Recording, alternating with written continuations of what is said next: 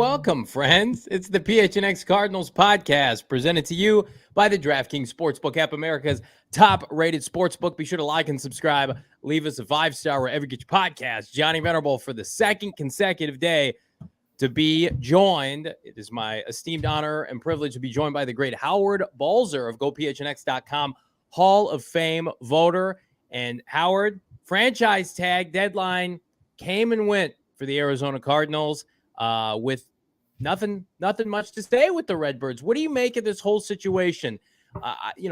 I think that it's an overhaul with the roster. I don't expect Byron Murphy or Zach Allen to be back, certainly at the price tag they could command in free agency. So what do you make of this whole thing? Well, I don't think it's any surprise that they didn't get franchise tags. That would have been pretty pricey. And normally the tag then sets the stage for the rest of the negotiations. And, the tag for cornerbacks was over $18 million. And for Zach Allen would have been somewhere around 18 or 19 million. So I don't think there's no surprise there that they didn't get tags. And really, most of the recent years, there's been a lot more than 6 franchise tags around the league. So that's a pretty low number. And 3 of the 6 tags were running backs. So, but I think overall, I think the Cardinals would like to have Allen and Murphy back. Obviously, they're not going to overpay. It might be that they go out in the market to see what's there, because this is kind of a strange market this year for free agency. There's just not a lot of those can't miss guys. Right. Now, granted, what often happens is that we know that the market depends on who's available. And so the guys at the top are going to get pretty good offers. But I just don't see a lot of guys blowing away the market. And of course, Murphy coming off the back injury, it's pretty tough to really get a gauge on how other teams will evaluate him. So I think there's still a chance that the Cardinals could get them back. And, we'll see when things start, going crazy next Monday when negotiations begin between agents and teams. I did hear, Howard, that if they're going to bring back one of the two, I think it's more likely going to be Zach Allen because of how much they value that front 7 player like we talked about yesterday. And you would, of course, love to have Byron Murphy on your team, but at what cost, right? And Right. He missed a lot of time last year. And then the year before he played, but he was hurt. Remember, he had a really tough second half of 2021 during their collapse, gave up a ton of red zone touchdowns. It's hard for me to envision a scenario where these guys didn't draft them. They were part of a losing culture, and that wasn't on them, but they were around when this team only won 4 games and just say, okay, we're going to break the bank on these guys. Now, the positive that they have going for them, and I'm sure their agents are in there, you're telling them this, is that they're few of a couple guys that are going to be entering free agency poised to hit their prime. Like somebody else, just like Hassan Reddick, they're going to pay for their prime years. So you could see a scenario in which Zach Allen takes another step. You could see Byron Murphy put it all together and become, a Pro Bowl level cornerback. If you're the Cardinals, you've got to be convinced that that's going to happen in Arizona. And again, for a staff and a general manager that didn't draft them, you have to be convinced what you saw on tape gives you confidence. And again, I go back to Zach Allen at least played 17 games this year. He was healthy. He put to bed a lot of the injury concerns.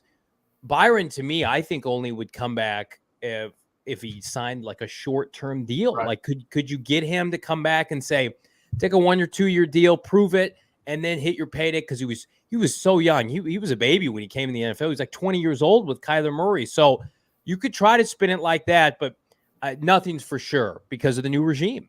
No, you're 100% right.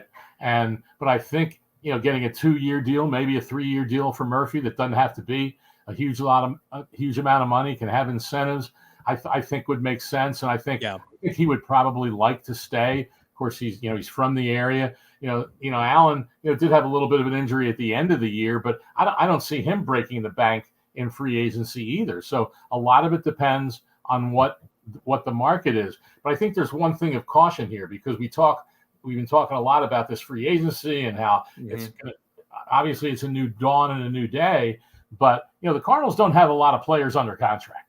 No, they don't. You still have to enter the offseason with somebody on the roster. You got to field a roster. Yeah, exactly. I mean, they have 30 unrestricted free agents. And there's not many, I agree, that are got to have guys. But then you look at guys, I'm sure Jeff Rogers, special teams coach, is saying, hey, if we can get Tanner Vallejo on a reasonable 1 or 2 year deal, Zeke Turner, Ben Neiman, guys like that are at least there for depth, and they're not going to count much against the cap. And let's remember, too, I don't know how many people are aware of this, Johnny, but in the offseason, you have 90 players on your roster, but only the top 51 count against the cap. And so you can get a whole bunch of guys at that $1 million, $2 million a year, something like that, and they're all going to be right on the cusp of that top 51. But it also gives you depth. And then those guys go to training camp, and if they can earn jobs, great. If not, someone younger beats them out, that's fine also. But there's only so many guys you can draft to get to that 90. And so, and granted, they'll have some college free agents after the draft, but those guys are, who knows, flip a coin guys. So I think there's some guys on this unrestricted free agent list that would have value coming back on short-term deals. I mean, one guy that's never mentioned is Antonio Hamilton. I mean, he's going to be a starter before he had that crazy incident with burning his feet, and he's a solid player, special teams, and a good depth corner. And one thing many of us criticized Steve Keim for and the previous group was not having enough depth. Well, you still have to have enough depth. Like you said, you have to have enough guys out there, to go to OTAs, go to minicamp, go to training camp. And so I think there's still some guys on this unrestricted list that on a reasonable deal, they're not going to be pursued at big money deals by other teams, and are still good guys, to have around. And obviously it all depends on what the new coaches and everybody thinks of them. But it's not like just because you're 4-13, it doesn't mean that everybody was horse crap. It doesn't mean that everybody, this was still a team down the stretch playing 4 quarterbacks in 4 straight games and still took the Chargers to the brink, took the Patriots to the brink, took the Buccaneers to the brink. So this was still a team that was, competing at the end. They just didn't have enough to win any games. Yeah. You mentioned not breaking the bank, and the Cardinals are going to be in a tough spot because there are some teams with just what feels like unlimited cap space. You've got Chicago at $100 million. And again, we were talking with our friends at CHGO during the Combine week, and it's like, who do you even sign if you're the Bears, right? And I think that's why maybe some trades make some sense if they wanted to double dip on a player like Hopkins. Like the players that match in free agency with the amount of money they have. I mean, it doesn't make a ton of sense, but if you're Chicago, you could roll the dice on Zach Allen or Byron Murphy, and at least that would make some sense rather than paying somebody over 30 years old. Pro Football Focus put out a projection of what some free agents are going to get earlier in February. And in particular for Byron Murphy and Zach Allen, I think it's interesting. Neither one of these contracts I would scoff at. And I think in the right scenario could work. But the problem, Howard, is just right now the Cardinals, and I know this is going to change, only have, between after you figure the Robbie Anderson cut and the Rodney Hudson retirement / release, you're going to have between $25 and $30 million. And you can manipulate the cap however you want. But you look at this for our audio listeners, Zach Allen, PFF projects him to make about $12.5 million per year, about $26 million in total guarantees over the course of 3 years. The guaranteed money is what you want to pay attention to. And then we've got Byron Murphy, 3 years, 26, so almost identical in terms of the total money. And then the guarantee then comes down to about 16. I think both of these are reasonable. And I think, Howard, if they sign contracts like this and they're not in Arizona, there's going to be some fans that are upset. Even when I put out the tweet today about, the Cardinals didn't tag either of them and they're poised to hit free agency, there are a lot of people saying, well, what are we doing? These are guys that were drafted high. And I understand that. It's going to be difficult. And again, I won't knock Monti and Gannon. These are not their players. And we almost have to have like a rolling bar at the bottom of the screen for every show we do. Like, these are not Gannon and Monti's players. So we fall in like, don't fall in love. But like the Hassan Reddick situation, like Byron Murphy, I would argue, Howard, was misused a lot early in his career. What is he, a slot corner? Is he an outside guy? He played less snaps in year 2 than in year 1 under Vance Joseph. And then Zach Allen, you've got J.J. Watt calling him, a star in the making, and he's at least capable on your defensive line. If those contracts come out for another team about 2 weeks from now, that's going to be tough for Cardinal fans.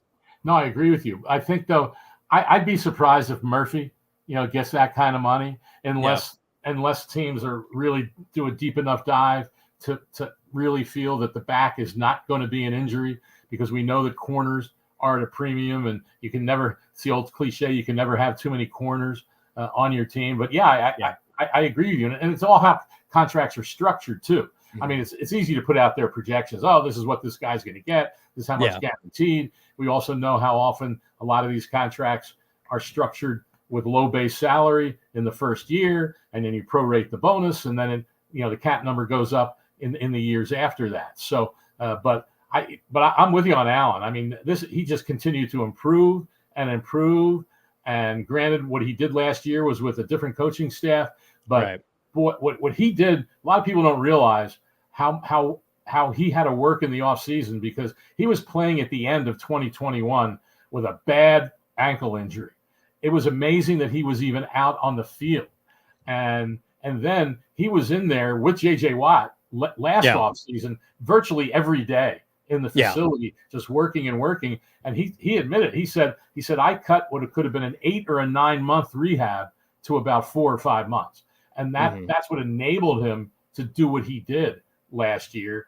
And the guy, I think, is only going to get better and better as he gets bigger and stronger. And that's a guy, especially now, you lose J.J. Watt. What else do you have on the defensive line? You have Rashard Lawrence, who's a pretty solid player, but he hasn't been able to stay on the field in his years, with the Cardinals. So I think Allen should be some of a priority, and that contract there, that projection, even if it's a little close to that, is not out of the question for a guy like that, because of how disruptive he can be and the different things he can do. And he seems to be a guy that Jonathan Gannon would love, because he can play in, he can play inside, he can do a lot of different things.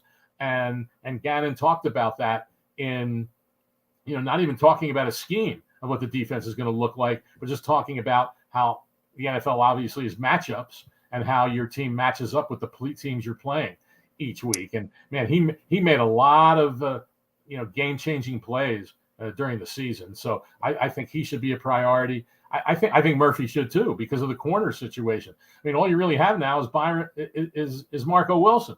Who else do you have? Now, granted, you could draft somebody. Obviously, you can sign a lower level free agent in the offseason, but you still have to build that roster of depth. Even if you're looking at this season as a building year for this roster, you still want to get out there and be able to compete. And I don't think Monti, Ossenfort, Jonathan Gannon, or anybody wants to go out there and field a team that they don't believe can compete against the rest of the teams, obviously, in the league. I misspoke. Zach Allen missed 4 games this year, and the season had taken such a horrific turn. I guess I blocked that out, but he missed 4 games. Year ago in 2021, he missed 2, and then in 2020 he missed 4. So I mean, he does miss games. He doesn't miss as many as I think the preconceived notion was, but he hasn't completed a 17-game season yet. But I agree, like, you have to have quality defensive line, and I think the Cardinals, him only being 25, he turns 26 before next season. You get him on a 3-year contract. You get hopefully his best football before he turns 30, and then he gets probably one more shot at free agency. But this is such a unique space and a unique period in time, because even if I tried to go back, Howard, and I looked at the conversion and the handoff between Rod Graves and Steve Keim, you can't use that as a barometer. You put an asterisk on that, because Keim was around when players under Rod Graves were drafted. I mean, he might have pushed back on Levi Brown versus Adrian Peterson, but he knew those guys. So if a contract extension got done in 2013 when Steve took over, he had been in the building for 13 years. This is our first litmus test where somebody that does not have ties to this organization can come in and say, no, you do this wrong. I don't like this. We need to reformat how we do this thing. This guy can't play. Like, you're getting, if you're Michael Bidwell, a full kind of clean slate, for better or worse, with Gannon, especially Ossenfort. Ossenfort and Dave Sears do not care about, what this team looked like last year. They obviously want to keep what's worth keeping. They want to keep the good players.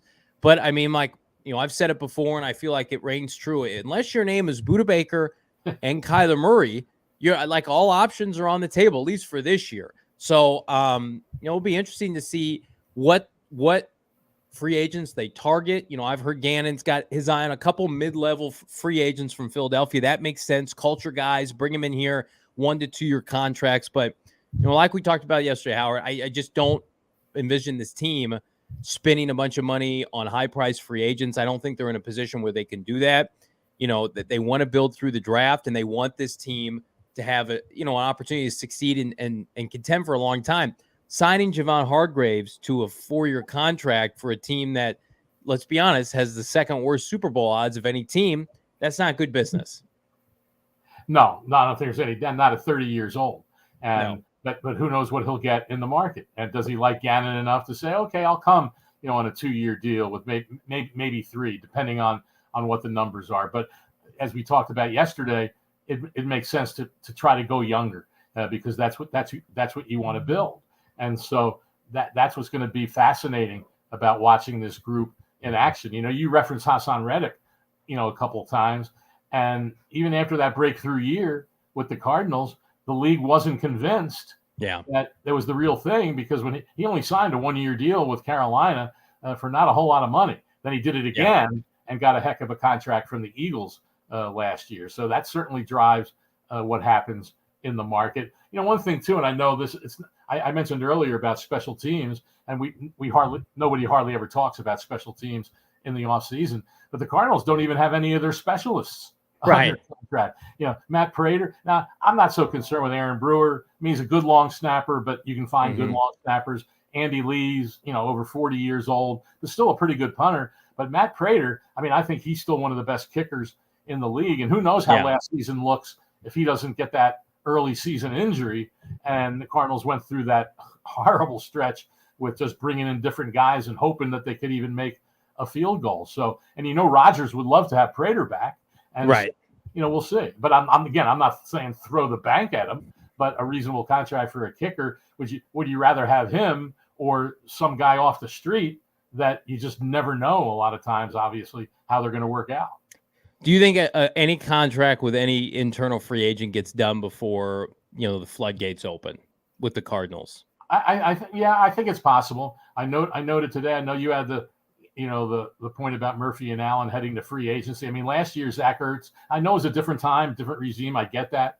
But last year, Ertz and Connor both signed 2 days before free agency. So there could be some of these lower level guys, if they realize, hey, there's not going to be much out there probably in the market. I'd like to stay here. And if the Cardinals offer them, 1 or a 2 year, reasonable deal, they might do it. You'd like to see Allen or Murphy or both done before free agency begins. Not sure if that's possible, because I'm sure what Ossenfort and the contract negotiators want to look at is, well, let's see what the market is for them. And you hope that they would go out there and see what it is and then bring it back and say, hey, here's the offer we got. You know, especially with Allen and Murphy, I'm 100% confident in this, that they've had Ossenfort, and there's a guy, Matt Harris, who handles a lot of the contract negotiations. Most fans have never even heard of them. But I'm sure they've had conversations with both those guys' agents. And what that is, obviously, we don't know. But I'm sure they've thrown out some, ballpark numbers, and then, we'll see if they go out in the market. But, a guy like Murphy, he might just say, hey, I want to stay here. I know coming off the injury, it's going to be tough. I want to prove that I can still play. Kind of like what happened. I know he was a lot older, but kind of what happened with Robert Alford when he came back on a minimum salary deal. He didn't want to do that last year again, but he came back on a minimum salary deal because he missed 2 complete seasons, and he just wanted to prove that the Cardinals didn't waste their money on him in free agency. It turned out you can make the argument they did, because he was always injured. So that's again, I say it's probably 50-50 on both those guys, but I still think there's a chance that they could be signed by early next week. Cardinals are going to have to do cap gymnastics, and a way to do that is by trading all-pro receiver DeAndre Hopkins, which we've got some more info on. But first, I want to tell everybody about DraftKings. So they've taken the off-season odds for D-Hop off of DraftKings, so I hope you got a couple teams with big odds when you could.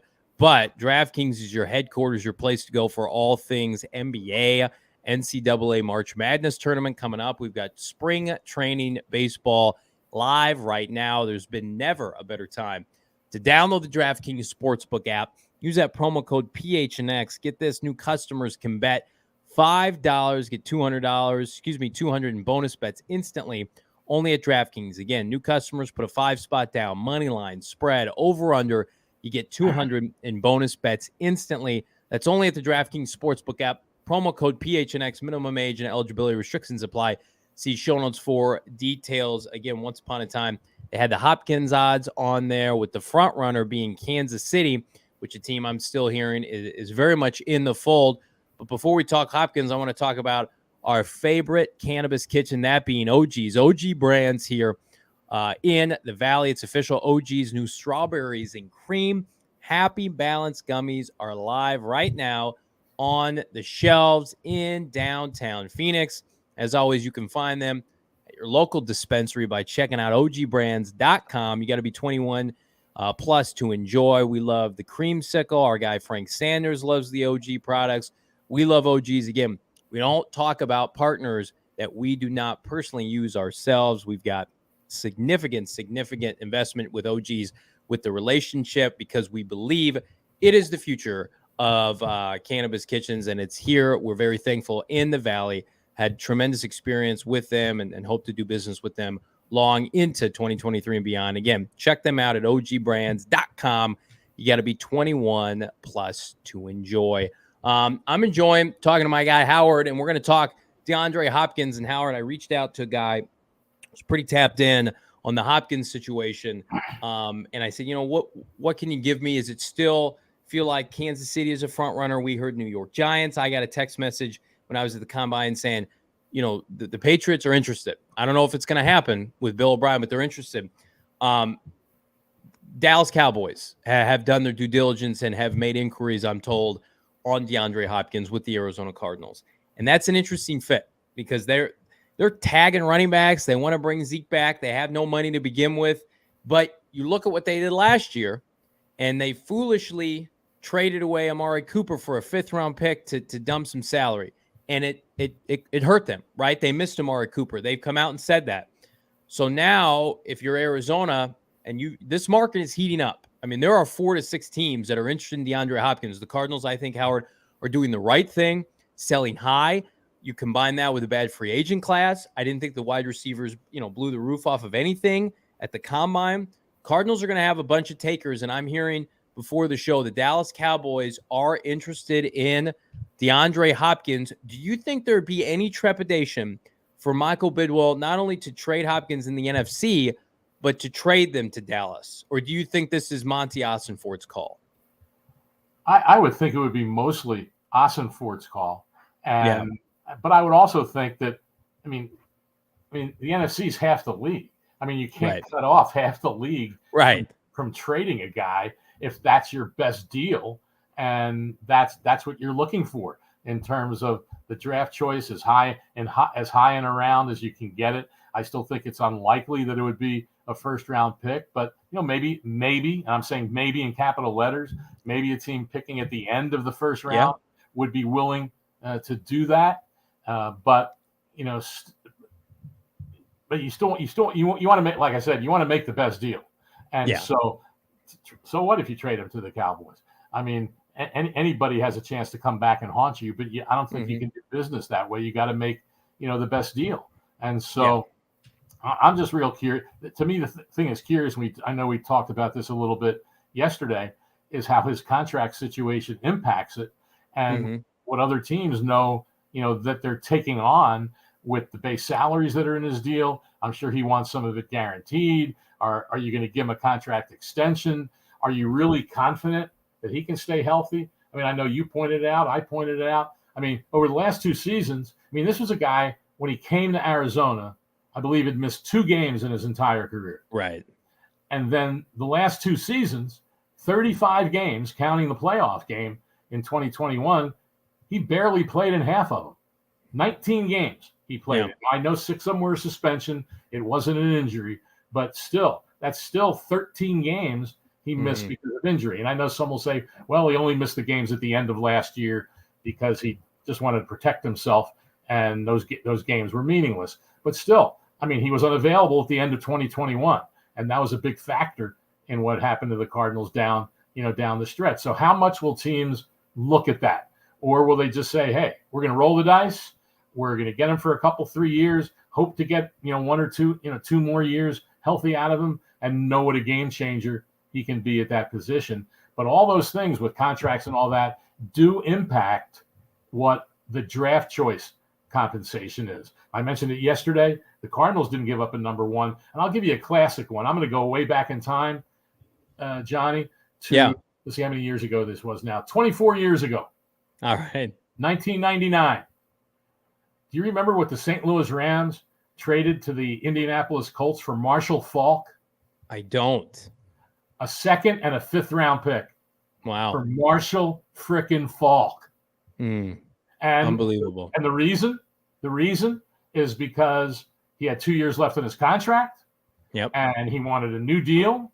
And the Colts didn't want to pay him that money. They also knew that was the year they drafted Edgerrin James, who turned out to be Hall of Famer. So really, Bill Polian, the general manager of the Colts, then helped build 2 Super Bowl winners. Yeah.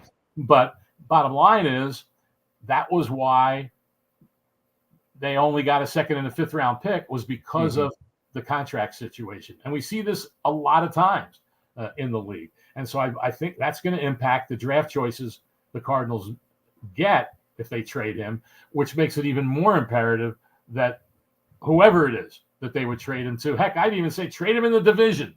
If you have to, that's the best deal you're going to be able to get. Arizona Animal, I'll take a 2nd and a 4th. The longer this goes on, I think the greater the chances that they get multiple picks. The 2nd, it feels like, is the floor right now. And if a team has to kick in a sweetener, I would think it would be at the latest an early day 3 pick. And for the Cardinals, they value those now suddenly. Right. We've talked about it, Howard, on this show. See, I would rather, to be honest, if you can only get a 2nd and that's from a good team, which is near the end of the 2nd round, I'd rather, instead of getting a day 2 pick or day 3 pick, I'd rather say, okay, we'll take a 2nd next year. Yeah, maybe. Because we talked about that yesterday, and you made a good point about, trying to stockpile more picks, for next year. But I'd rather do that than, get a later round pick. That doesn't mean you can't draft a guy in the 4th round or 5th or whatever it might be that can come in and help you. But you certainly have a better chance with a higher round pick next year. So I would think that could end up being what the sweetener is in the deal if the pick this year is late in the 2nd round. Yeah. And, anytime you deal with Kansas City, you're just basically, the value is what the value is, and it's not going to be early because they've got Patrick Mahomes and Andy Reid. No matter when it is. That's the team that I had heard at the Combine was going to be the most aggressive for him, and that might come to fruition. Who knows? But that's difficult. That's like pick 63. New England's in the top 50. What was the team I just met? Cowboys are in the top 60. That's going to matter. But if Kansas City offers you maybe a 2 and they've gotten a conditional 3, think about, they're getting comp picks. I know for some free agents that took off last year, maybe they can give you a package that's highlighted by pick 63 or whatever, and then added some on top of that. My original point was, I think Cardinal fans, rightfully so, are scarred from the Steve Keim era of draft and develop. They did not prioritize and could not develop guys on day 3 of the draft. And I think the hope is now, on top of many other things, Ossenfort and Dave Sears can find, God love it, like a George Kittle, those kind of players on day 3. Other franchises have been able to do that. So if you see a Hopkins trade and maybe it's a 2 and a 4 and a 6, and you're saying that's pennies on the dollar, well, hang on a second. Everybody, values draft picks differently. The 2nd round pick is obviously going to be, what gets the conversation going, but let's not consider, day 3 picks as throwaways, especially as Keim was throwing them away for Robbie Andersons of the world. But I'm with you. I as Jackson just put it in the chat, like, I think this is going to get done for a 2nd plus some, but I do not think a 1st is out of the question. A late 1st, 31, 29, whatever it may be, because again, we were talking to some people in Indy, and it's like, how many 1st rounders are in this draft? Like maybe 16, 17 guys with 1st round grades. And that's usually the case. That's right. Usually the case in most drafts. So that's definitely the case. So you're sitting there at the end of the 1st, and it's like, I got a second round grade on this guy, or I believe Hopkins can come help me win a championship, and I can have him for a 2 or 3 year contract. If I got to overpay just a little bit, I can do that, because I look at some of these teams that picked late last year and they took developmental guys. I banged on George Karlaftis and Trent McDuffie, and they obviously won the Super Bowl, but it wasn't because of those guys. If Kansas City's like, okay, last year we did the draft and develop thing.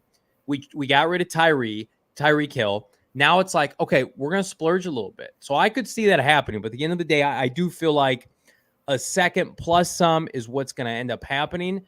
And I think, at the end of the day, Cardinal fans, it's going to be difficult. We talked about it on yesterday's show when the trade goes down. But I guarantee you this time next year, if they hit on that pick, and that pick is a pass rusher or a defensive tackle or a guard, and that pick cements himself year one, and they get substantial playing time, you're going to feel good about the trade. You're going to feel much better about it, especially if Hopkins is making $30 million, Howard. Right. No, you're right about that. Here's the thing that will also be a part of it. It won't only be what the Cardinals do with that pick, right? Wherever it is, and if it's 2 picks, whatever it is. But the other thing is, a year from now, what's this wide receiver core going to look like? I mean, all we've heard now for several weeks since Jonathan Gannon was hired and Ossenfort is building around Kyler Murray's skill set, Kyler Murray's skill set. Well, that's having guys to throw to. And without Hopkins, now granted, you have Marquise Brown. We talked about that yesterday. Are they going to commit to him long term after this year? You got Rondale Moore can't stay on the field, and and you got Greg Dortch, who's a nice player, but he's not a guy you build your offense around. So they're going to have to find a way to get some high level receivers in here, and it might not be this year, but at least down the road that can be guys, because to me the biggest thing with Murray, and it's not talked about a lot, Johnny, is his skill set. Well, he's got this elite skill set, which he does, but for him to be a successful quarterback long term, and for the Cardinals to be a successful team long term, he has to be more of a pocket quarterback. Doesn't mean, I'm not saying never run, I'm not saying never scramble, but you still got to build an offense where the guy can throw the ball from the pocket, and that's being able to throw it to receivers who can get open and can be guys. If you look at last year, that first 8 games of the season, and the big plays that the receivers were making, the top 3 guys, and here's something I wrote about a couple months ago. The top 3 guys at that point are guys that, if Hopkins isn't here, none of them are here anymore. Right. They were Hopkins, AJ Green, who actually was pretty good the first half of the season, and Christian. And so now they're all gone.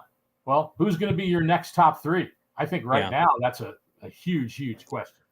Yeah, and I was impressed with Cliff Kingsbury in 2019 when the receiving core wasn't great, and I thought he and Kyler overachieved that first year. And so in a weird way, you have to get back to your roots.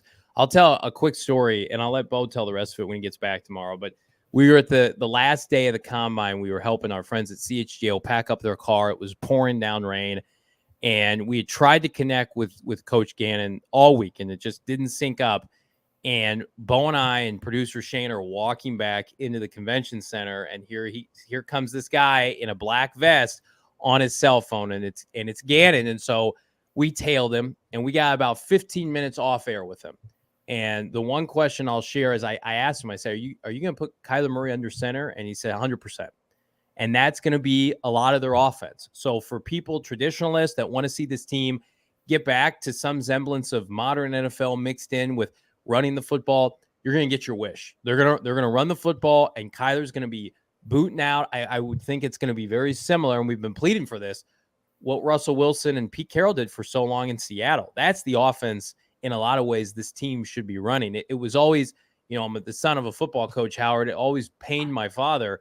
This team can't get a yard or an inch when they have to because they were in the shotgun all the time. So I don't think, this is not breaking news, that they're going to be as predicated on receivers as they were in the past. Keim took, and Keim took a wideout and used a first or a second round pick on a wideout in every draft dating back to 2017. Christian Kirk was in 2017. 2018, I believe, was who was it? I know Josh Rosen was the first pick. No, so it was Kirk. I'm sorry, it's 2018. So Kirk in 2018, Andy Isabella in 2019 with our guy Kyler. Then the next year it was the Hopkins trade. Then it was Rondell Moore. Then this year it was Hollywood Brown. So 5 consecutive drafts. A first or a second round pick was on a wideout. I think that's done. I don't think it's, it's not to say they're never going to draft a receiver again, but I think 2 tight ends. I think multiple running backs, play action, and I think they're going to have a couple different wideouts that they like, but nothing like it was, because all we heard last year, Howard, before camp was, well, we got Rondell and Hollywood and Hopkins and Antoine Wesley, and we got all these guys. And what it gets you? About 20 passing touchdowns? Well, yeah. I mean, because they were never on the field. That was the big thing. I mean, Rondell Moore was going to be the replacement for Christian Kirk, and they had a whole package for him. And then he not only couldn't stay on the field, but he got hurt in the Thursday of the first week of practice, 3 days before the season opener. And all of a sudden the game plan was almost out the window. But that was it. I mean, all season, Rondell Moore, Marquise Brown, and DeAndre Hopkins never were on the field together for one game. But I will say this, though. When you go back to Philadelphia, and Jonathan Gannon obviously witnessed this, you can say about the receivers, I mean, you still have to have them, because that you still have to have balance in your offense. And look what the Eagles have done over the last 2 years. Number 1 pick, Devontae Smith. Number 1 pick for A.J. Brown. And with Eagles have been 14-3 last year without those 2 guys, I seriously doubt it. No. But they built the trenches first, and then they got those guys to come out and be kind of the icing to put them over the top. Cardinals, they're stripping it down. They got to build the lines of scrimmage. We know that. We're going to talk about the franchise tag, the fact that Lamar Jackson could be on the move, what that means for the NFL draft order and the Arizona Cardinals. But first, I want to talk to everybody about our friends at Roman. Talk about it. Listen, it's 50% of men have symptoms that get in the way of wanting or enjoying their sex life. We get that. But if you want a better sex life, you are not alone. Roman is here to help. Roman is the digital health clinic for men. Again, digital, meaning from your house, from your comfort zone, addressing a variety of sexual and health needs and offering genuine medication that helps achieve and maintain a strong erection. So Roman offers discreet wipes that help you last 4 times longer in bed, and with men with low testosterone, getting testosterones back up to more normal levels can help you increase your libido. Roman offers a testosterone test, which includes, get this, lab processing, and if it's appropriate for you, treatment for low testosterone. Again, 100% remote, 100% digital, no rating rooms, no embarrassment, no hassle. This is discreet. This is humble. This is you and a doctor, straightforward digital experience from the comfort of your own home. If medication or testing is appropriate, Roman will send it directly to your front door. Everything arrives in discreet packaging with free, get this, 2-day shipping. To learn more about how you can achieve your personal sex health goals, go to ro.co/PHNX to get 20% off your first order. That's ro.com/PHNX. And while you're at it, stop by our friends at Four Peaks. Four Peaks in Tempe. Grab your tickets now for Four Peaks' amazing spring beer dinner at fourpeaks.com/events. Four Peaks is a staple of the Valley, as is their many fine brews, beers. It's my favorite place to go. Get some food with the family, chicken fingers, chicken sandwich, whatever you want. Do it with Four Peaks. Support local businesses. We love that here at PHNX. Remember, fourpeaks.com/events all year. Spring season means let's crack open some cold ones. Let's be outside. We're at poolside, drinking a Joy Bus. Wow, they've got a ton of quality options. Whatever you like, imagine Four Peaks has got you covered. You got to be 21 or older to enjoy responsibly, but you don't have to be 21 to head on over to Four Peaks in Tempe. Bring the family. Have a great time. And I'm sure we're going to have many, many events coming up in the calendar year of 2023 with our friends at Four Peaks. Well, Howard, today, I'm sure you saw the Atlanta Falcons basically said, we're not interested in Lamar Jackson. Same with, it looks like, Carolina, the Raiders, looks like they're going to miss out on Aaron Rodgers potentially. I'll bring up the NFL draft order that we have. And I think stars are kind of aligning a little bit. I don't know what's going on with Lamar and why nobody wants to pay him, but that could be the benefit of the Arizona Cardinals if we look at the draft order now, the Arizona Cardinals are sitting third when you've got teams like Vegas, Atlanta, Carolina, all in the top 10, all presumably looking for a quarterback in the draft. Again, Atlanta came out through sources saying, we're not interested in Lamar Jackson. That was supposed to be the big trade, right? It was going to be Lamar to Atlanta. They came out and said, no, we're not interested. So Lamar may end up staying in Baltimore, and the Cardinals are licking their chops. Houston, Indy, Seattle, maybe Detroit, Vegas, Atlanta, Carolina, all could use one of these young quarterbacks in the draft. No, I mean, we were talking about it yesterday. It's absolutely fascinating. It's going to be fascinating to watch how this all plays out. I mean, supposedly Aaron Rodgers was, talking to the Jets today. We'll see, if that happens. I'm not that surprised at the whole Lamar Jackson situation. Okay. And I think people couch it wrongly, Johnny, where they say, well, no one wants to give him an entirely guaranteed contract for 5 years because the owners were upset when the Browns did that with Deshaun Watson.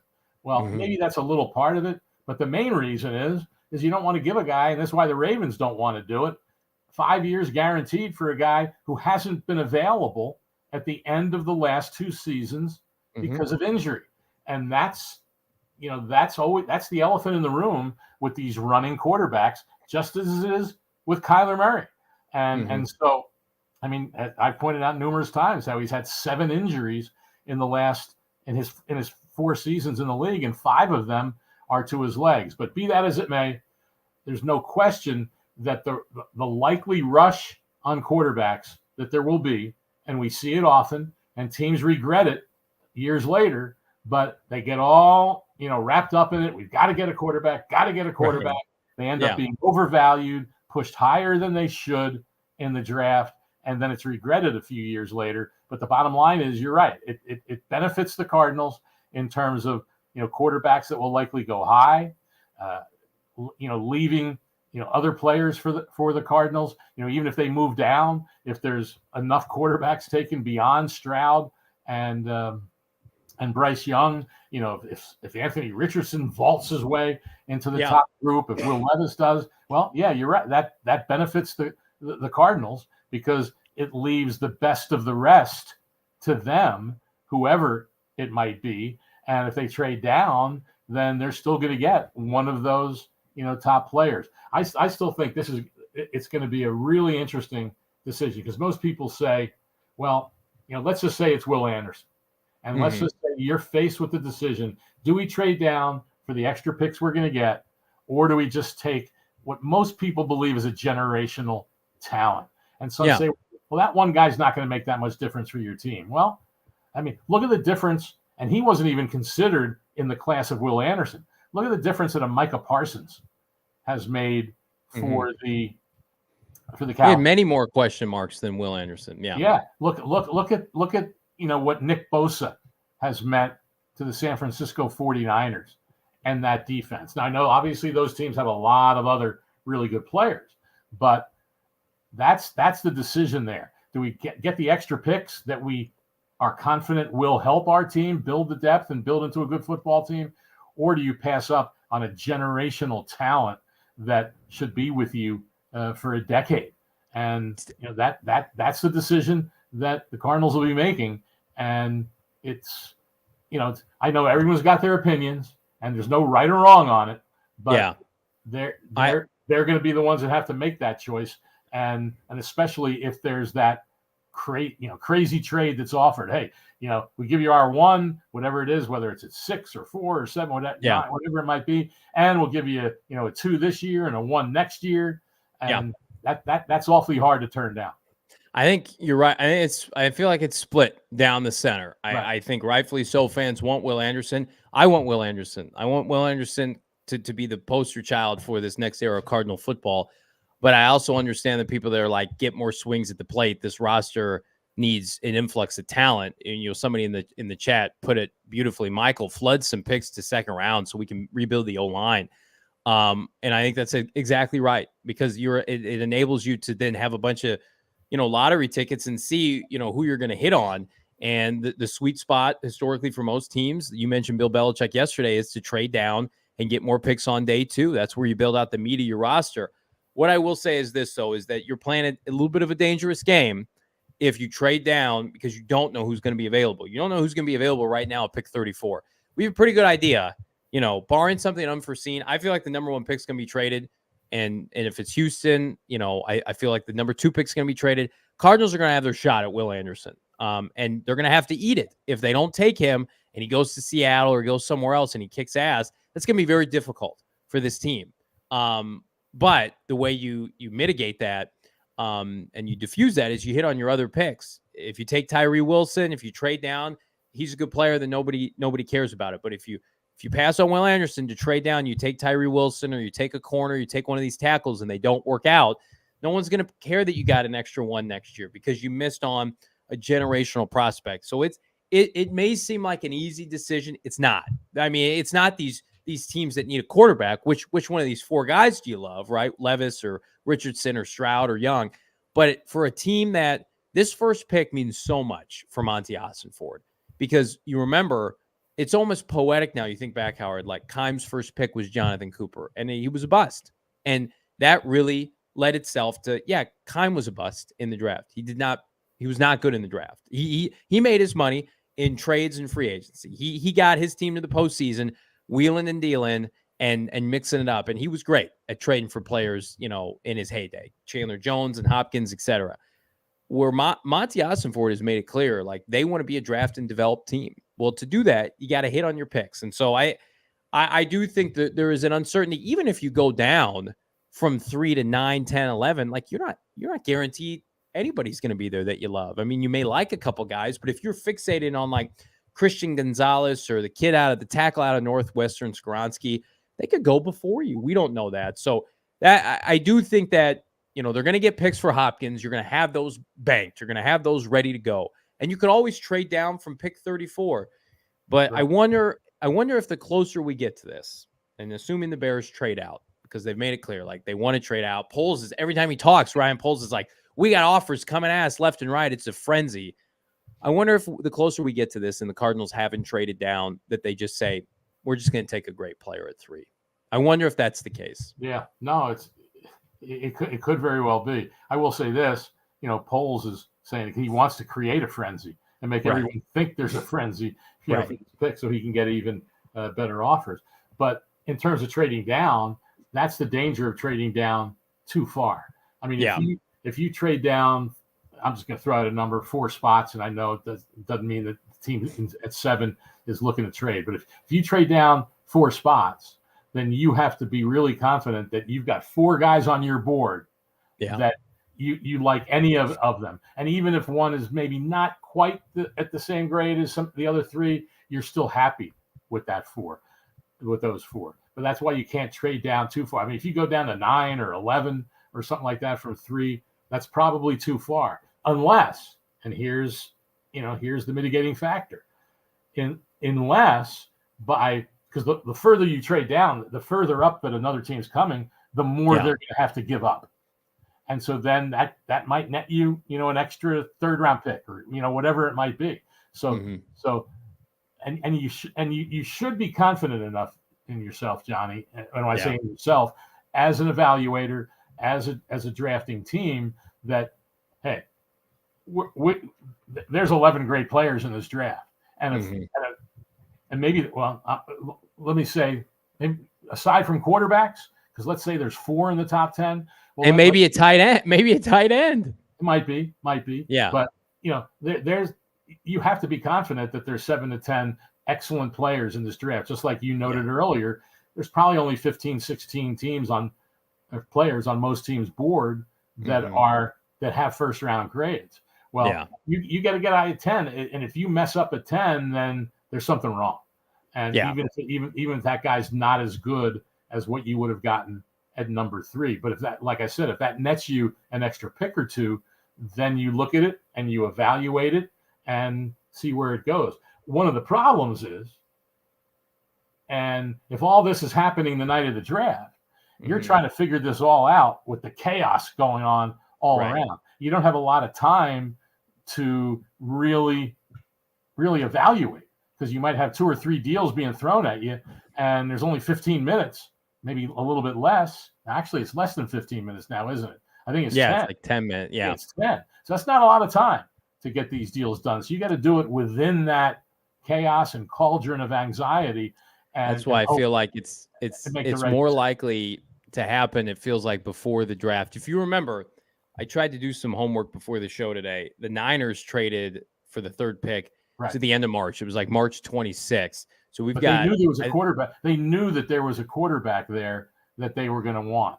That's the key. I'm not saying you can't trade before the draft, but if someone is at 7 or whatever number it is, if they want to get to 3 and they're happy with the next quarterback, well, let's just assume that it's Stroud and Young that go 1-2. Well, then they have to be confident enough that that next quarterback is a guy that they really love. Otherwise, they will make the deal.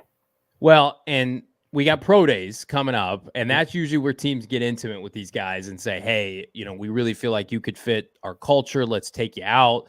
Let's meet your family. Let's talk to your coaches. The background work continues to ramp up. And we also have free agency that starts next week, and these dominoes are going to fall. A big domino, we talked about it yesterday, Derek Carr to the Saints, eliminates them, but they were really never in consideration. Again, it leaves these teams, Carolina, Atlanta, Raiders, and Indianapolis, and potentially Tennessee. There's 4 or 5 destinations for a trade up if you're the Arizona Cardinals, with differentiating packages that you would have to weigh. I still feel like the first shoe to fall has to be Chicago. And again, the Chicago muddiness of the situation, I think, increases if they trade with Houston. If Houston says, we have to have Bryce Young, we know other teams want to come up to 1 and take Bryce Young, we got to go from 1 to 2 or 2 to 1 if you're Houston. Then Chicago says, hey, we're still open for business at pick 2.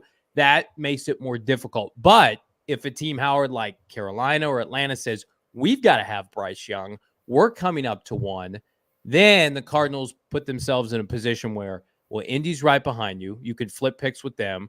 You've got the other teams that didn't get up to 1. You could compete with them. So it's going to be a crazy couple of weeks. Keep it locked in here at PHNX Sports on YouTube. Check out Howard's phenomenal work at gophnx.com. Slam the promo code Howard, HOWARD. Subscribe to the PHNX Cardinals podcast wherever you get your podcast. Howard, I think Bo's coming back tomorrow. He told me he's got, get this, a 7 a.m. Eastern flight out of Florida with he and his wife and their 1-year-old. So pray for our guy, Bo Brock, that number one, he makes that flight. He literally went from, we got back from the combine Friday night late, about midnight, and then he turned around and hopped on another flight on Saturday to Florida. So we're going to have some semblance of Bo Brock tomorrow on the show. But Howard, it's been a pleasure having you on. We're going to have you more on as we enter the offseason, have you part of our draft and free agency coverage. Thank you so much, my friend. My pleasure, man. Enjoy it. And anytime, that. Take care, and glad to be with you these 2 days. That's the Hall of Fame voter, Howard Balzer, Hall of Fame writer. I'm Johnny Venerable. Again, back tomorrow. Like and subscribe. Leave us a 5-star wherever you get your podcast. We'll see you soon.